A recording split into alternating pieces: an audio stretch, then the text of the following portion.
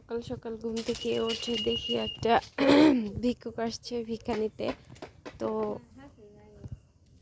হ্যাঁ বাড়িতে এনান, এনাকে সবাই চিনেন।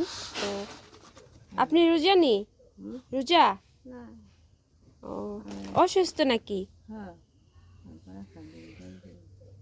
হ্যাঁ আছে দিবানি। তা আপনার বাড়িতে কে কে আছে?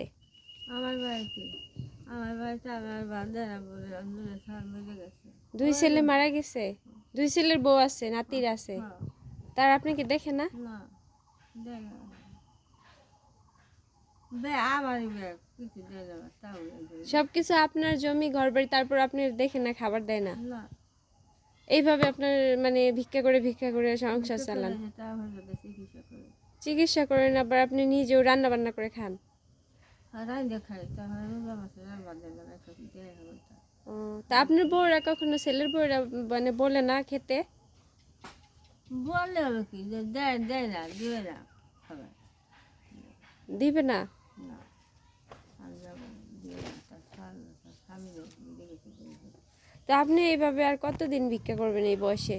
যেখানে খাওয়া যায় খাওয়া যায় আল্লাহ দেখো, যেখানে চলা হয় চলে বড় হয়ে না খাই তখন দিয়ে থাকলে চাইলে জানতে খাওয়া যায়। সেটা ঠিক আছে, কিন্তু এইভাবে এই বয়সে এইভাবে ভিক্ষা করে আর কতদিন চলবেন কোন? যেখানে চলা যায় চলি ঠিক মতো তো আপনি দাঁড়ায় হাঁটবারও পারেন না, লাঠি বড় করে হাঁটা লাগে।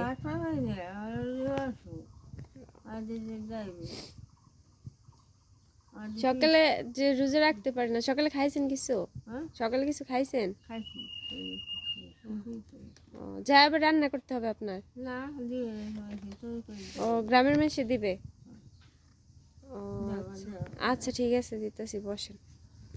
উনি আমার কাছে বড়া বানানোর জন্য কয়েকটা ডাউল চাইছিল, এই নেন নেন ধরেন। তা আপনি রান্না করবেন যে, তাই না? ও আচ্ছা, হ্যাঁ নেন। হ্যাঁ দেন। আচ্ছা ঠিক আছে। তো রোদে রোদে বেশিক্ষণ ঘুরেন না, দেখছেন রোদের কি তাপ, সকাল সকাল কি তাপ উঠছে রোদের। হ্যাঁ হ্যাঁ দিছি তো। আচ্ছা তাই যান,